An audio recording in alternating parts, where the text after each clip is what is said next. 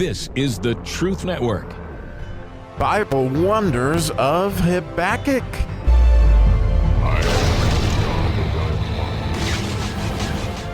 Oh, the wonders God has shown me in the psalmic verse of the 3rd chapter of the prophet Habakkuk. Oh my goodness. The miracles that are involved, what a power the letter psalmic is, and I think you're going to delight in this with me. I am so grateful that God showed me what he did with this verse. So the 15th letter in the Hebrew alphabet is the letter psalmic. And that letter is a circle, if you were to look at it, and it has to do with this phenomenal power that is beyond anything we can understand. It has to do with gravity. It has to do with unity. It has to do with the stone rolled away. There are just a lot of things in this whole idea of the wheel. But most of all, it's an upholding force, and you're going to see that so much in this particular verse. So the 15th verse reads in the King James Version, "Thou didst walk through the sea with thine horses, through the heap of great waters." So beautiful, beautiful verse. And, you know, there isn't a whole lot written on this verse that I could find that intrigued me near as much as the verse intrigued me. So when immediately where God took me, the Holy Spirit took me when I read this, was like, oh, well, this is Jesus walking on the water, and the horses are his disciples, just like you may remember that when the prophet Elisha, when he was selected by Elijah, he was plowing with 12 oxen. And this idea of being supported, the idea of the letter horse is psalmic, yud psalmic, okay? Here's this phenomenal upholding. Like if you go look at the verses in the 119th Psalm on the letter psalmic, it starts out with uphold me, right? Or it doesn't start out that way, but you'll see that that's where it goes, is uphold me, hold me up.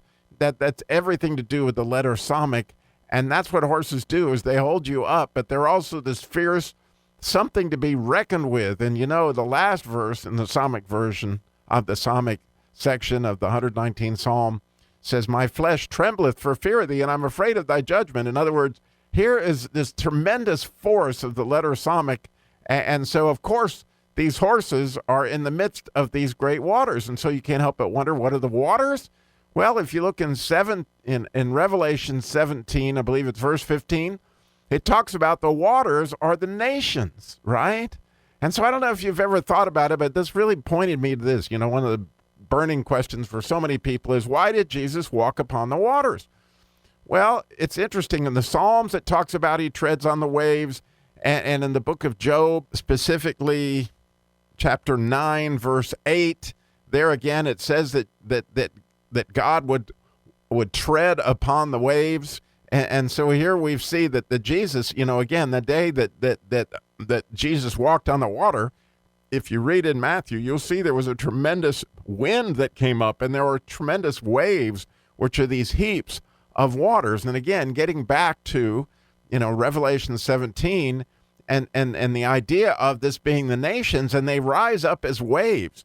And that idea of heaps that is described here in the Habakkuk verse is this idea of these great waves, because they're a gathered water that's coming together as a force, right? But Jesus has authority over all that. The beautiful thing, as Jesus would tell us at the end of Matthew, that he has complete authority over everything. And so he has authority over the waters. He has authority over the seas, but he also has authority over all the nations. And so he can walk upon those waters. And when you think about the story of Peter, you know, Peter had faith to walk out upon the waters, but then he doubted. and of course, the good news is Jesus told us in the Great Commission, right? He says, all authorities on earth has been given to me, but he says, and lo, I'm with you even till the end of the age. And that was a thing. Peter reached out his hand, and Jesus was right there to pull him back out. So, you know, as I thought about this verse and the simple application for this verse, as I think about that Jesus here it's being prophesied to me that Jesus is going to walk upon the nations. And he's going to do this with his horses. And again, you can interpret that as you like, but I love the idea of the 12 disciples. And again, all the disciples then, because he said, go make disciples of all nations. And so that's you and me. And we can get out on top of the nations, right? And we can begin to teach and do that which we were called to do, which was make disciples, which means that we got to take authority over the waters to an extent. We got to take authority over all the forces that come against us. And as they come up in heaps, guess what? Jesus is right there with us. All we have to do is reach out our hand. Isn't that beautiful? So how does that play out in your life? You know, that, again, the idea is when you have got Jesus, when you've got a hold of Jesus, like, you know, you are a force to be reckoned with, okay? You are one of those horses, and there is nothing can stop you.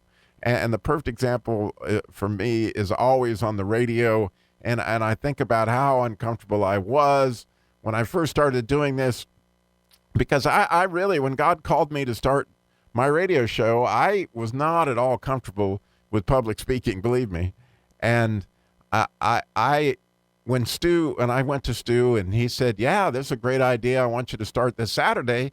I expected him or somebody to be there to help me. And so I had listed out these different questions that I was going to ask, but I knew that God had called me to do this. So I'm walking in faith. Okay, I'm going to go get on the radio, even though I have no idea, but Stu's going to be there to help me. Well, when I get there that morning, Stu isn't there, and all that's there is an old DJ by the name of Deacon. And Deacon looks at me and he says, man, you must really like to talk on a radio.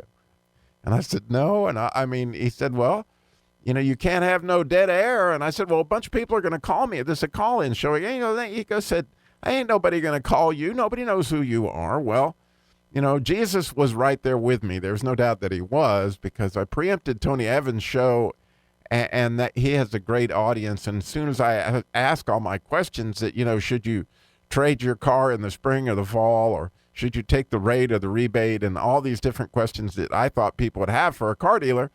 And immediately the lines lit up with Tony Evans' audience asking all these questions, you know, that were simple for me, because once I got on the phone, it wasn't like I was public speaking. It was like I was talking to an individual. And thus, Jesus was showing me that when you're on the radio or even doing a podcast, you're not really talking to the nation, so to speak. You're still talking to a person, and it's no different when you begin to picture and visualize that person that you're talking to on the phone.